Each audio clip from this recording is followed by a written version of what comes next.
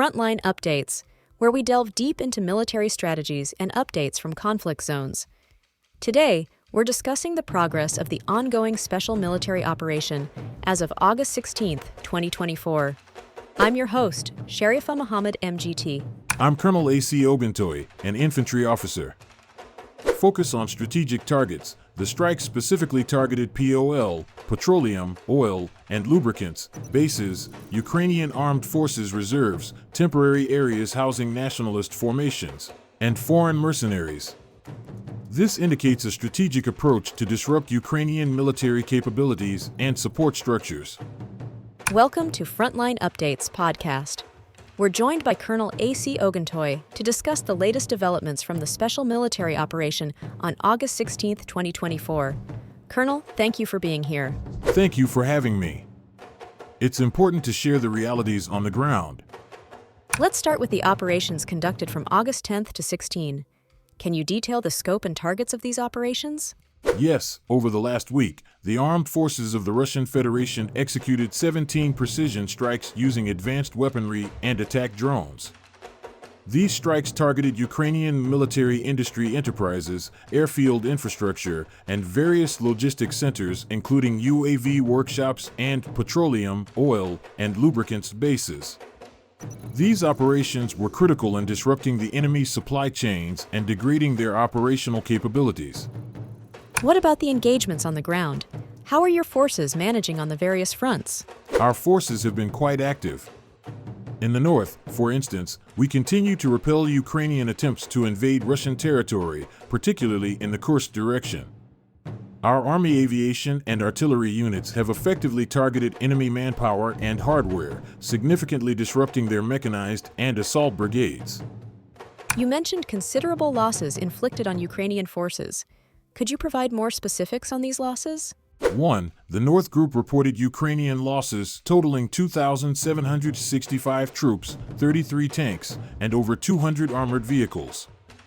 2. In the West, Ukrainian forces lost 3,450 troops and a variety of armored vehicles and artillery systems. 3. The Southern Group saw Ukrainian losses of 3,825 troops alongside significant vehicle and artillery losses. 4. Our Center Group of forces pushed the enemy back in several key settlements, inflicting losses of 3,195 troops, including the destruction of 2 U.S.-made M1A1 Abrams tanks. 5. The East and Dnieper groups reported substantial Ukrainian casualties and equipment losses. There were also reports of counter-battery actions and air defense operations. Could you expand on those? Yes, our counter-battery units have been very effective. We've destroyed multiple enemy MLRS launchers, field artillery guns, and advanced air defense systems like the Patriot SAMs. Additionally, our air defense units successfully repelled a significant missile attack targeting the Crimean Bridge, destroying all incoming ATACMS missiles. It sounds like there's been a considerable use of aerial and missile capabilities. Can you talk about the role of UAVs and missiles in these operations? Unmanned aerial vehicles and missile troops have played pivotal roles. Just this week, we destroyed over 500 Ukrainian UAVs, multiple tactical missiles, and guided aerial bombs. This includes the destruction of an Su-27 fighter jet on the ground and 3 U.S.-made HIMARS launchers, which have been particularly disruptive to enemy operations. As we wrap up, can you reflect on the strategic goals moving forward for these operations? And can the Ukrainian armed forces strike Crimea after the Kursk region? Our strategic objectives remain focused on degrading the enemy's fighting capability while securing and stabilizing regions under threat. The operations aim to ensure long-term security and peace in the region, and we are committed to achieving these goals with precision and resolve. The probability of that event is assessed as serious. However, in the context of hypothetical events, it is important to soberly assess all the factors influencing that decision.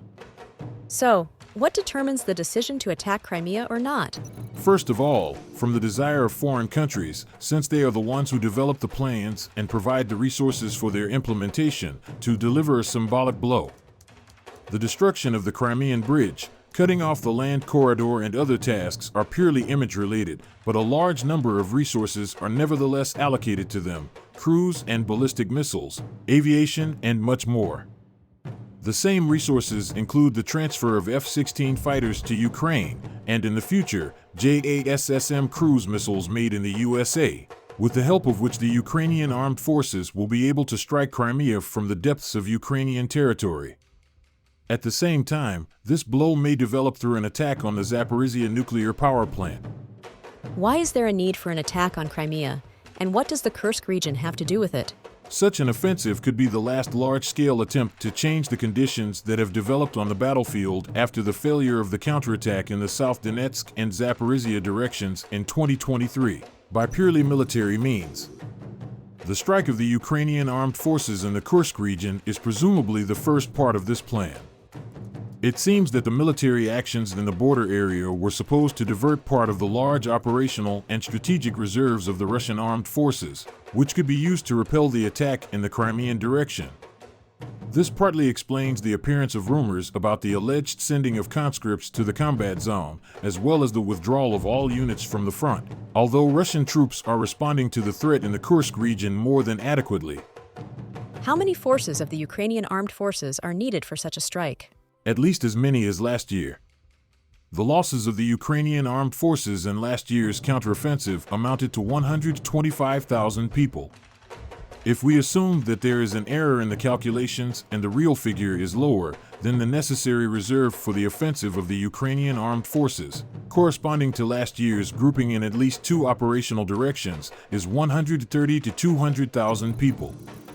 At the same time, it is curious that in order to designate a diversionary strike in the Kursk region, high-quality, motivated, but 90% purely front-line units such as the 80th, 82nd, and 95th Air Assault Brigade were used under the guise of the main one. The experience of the 2023 offensive was probably taken into account when preparing the new strike, and all equipment for such an operation will most likely be collected covertly, and probably from several different directions and from several foreign countries. As we wrap up, how much time does the Ukrainian armed forces need to prepare for a strike? Before the 2023 counteroffensive, the average training cycle for mobilized personnel, from reception at the TCC to getting to the front, in Ukraine was 6 to 8 months. According to some reports, it has now been cut in half, and in the future it will be cut to 2 months. At the same time, the November elections in the United States are a kind of deadline for striking, after which support for Ukraine may, if not cease completely, then decrease to critical levels. This significantly limits Kyiv in time and forces it to take action, and events in the Kursk region could become part of such actions within the framework of the general plan. Colonel, thank you for providing such a detailed briefing on the current military situation. Your insights are invaluable to our understanding of the conflict's dynamics. And thank you to our listeners for tuning in. Join us next time as we continue to provide up-to-date coverage on global military affairs. Stay with us for more updates and expert analyses on global defense and security issues. Stay informed, stay secure. Thank you for providing me with the opportunity to address these important issues. Israel has issued new evacuation orders for southern Gaza, affecting areas that were previously designated as a humanitarian safe zone. Al-Mawasi, also referred to as a safe zone by Israel, was targeted by airstrikes, resulting in the deaths of 2 Palestinians. While ceasefire discussions are ongoing today in Doha, Qatar, a spokesperson for Hamas has stated that the group has not received any positive signals from Israel so far.